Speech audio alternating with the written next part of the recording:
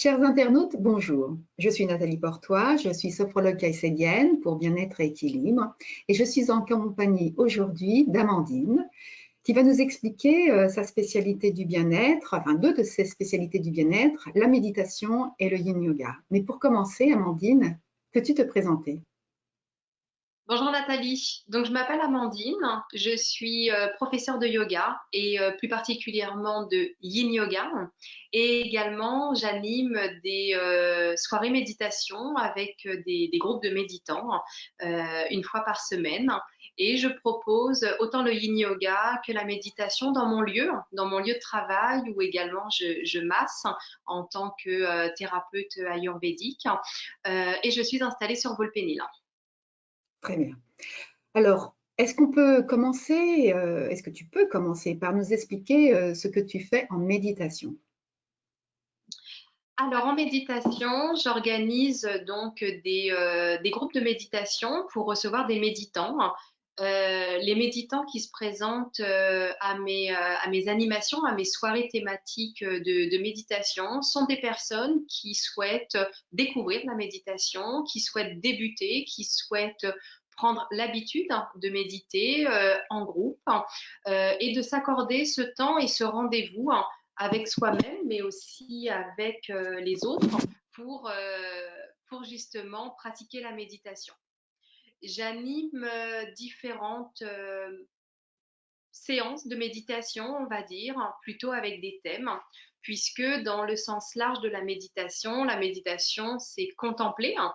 Donc, nous sommes lors de ces soirées tous en contemplation et pour découvrir ensemble différentes techniques de méditation, on va passer par de la méditation assise, de la méditation allongée, de la méditation dite de pleine conscience, de la méditation silencieuse, de la méditation en musique, assez souvent de la méditation guidée. Ça veut dire que lors des thèmes et lors des soirées, il y a un thème qui est annoncé au préalable et je guide en fait tout le temps de la méditation.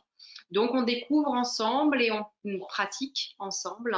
C'est le but de se retrouver pour la méditation. Après, pourquoi on médite? Chacun a ses petites envies. En tout cas, je pense que c'est déjà un retour à soi. En plus du rendez-vous qu'on se donne à soi-même, c'est un retour à soi, un temps que l'on s'accorde. La méditation va créer une gymnastique de l'esprit, justement, en tout cas, l'objectif est de chasser nos pensées négatives pour revenir à des émotions plus positives. Et ce sont des résultats que l'on peut observer plus ou moins rapidement avec la pratique de la méditation. Alors, je me souviens avoir participé à l'une de tes séances qui avait pour terme le chakra de la gorge. Ce que j'apprécie surtout, c'est le fait d'être guidée en continu, puisque c'est sur le même principe en ce qui concerne la sophrologie. Et quand des personnes viennent me voir et me demandent quelle est la différence entre la méditation et la sophrologie, eh bien, je leur dis qu'il y a des similitudes et des écarts, mais néanmoins, il est important de se faire accompagner parce qu'il y a beaucoup de personnes qui essayent de pratiquer la méditation par des choses qu'ils voient sur Internet, mais rien ne vaut l'accompagnement. Tu confirmes?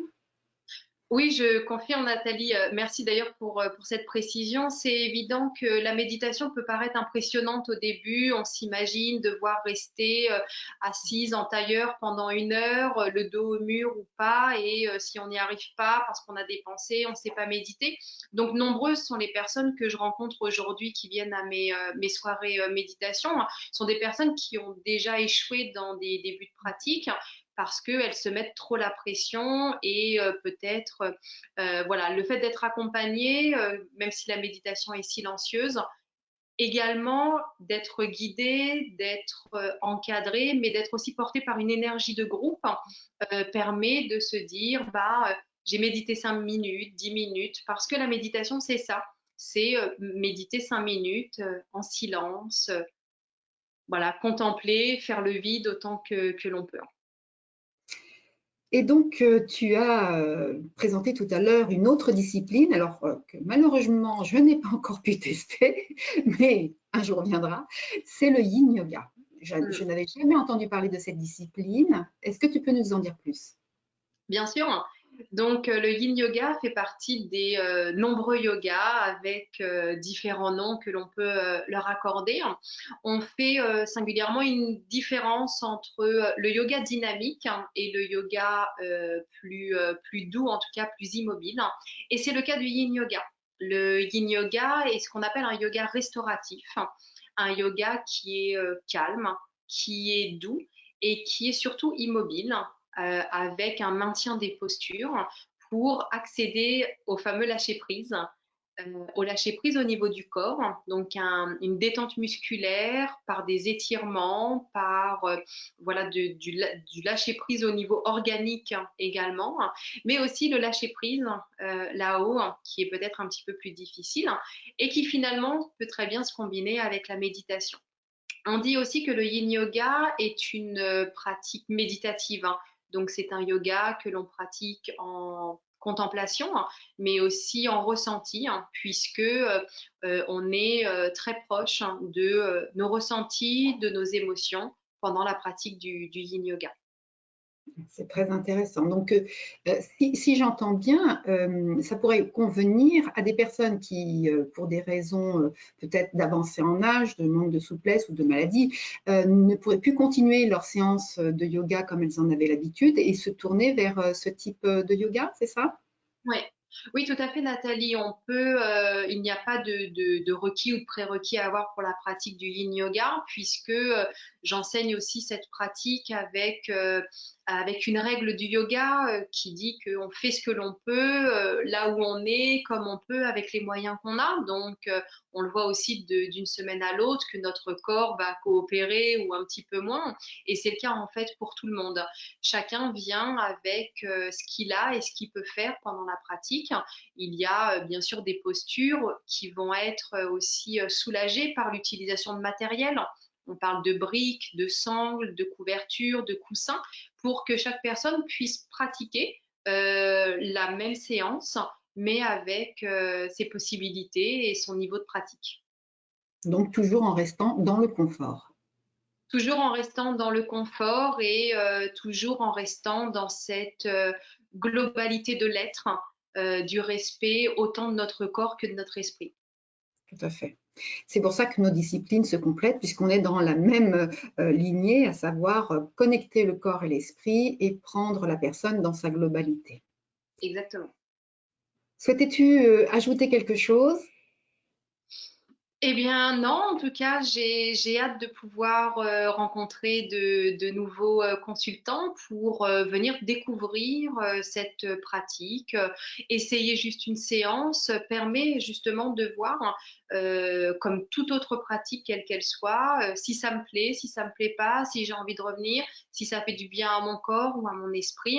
Je pense que le meilleur moyen de savoir, c'est d'essayer. Exactement, exactement. Et en sophrologie, c'est la même chose. On ne s'inscrit pas à l'association tant qu'on n'a pas essayé au moins une séance.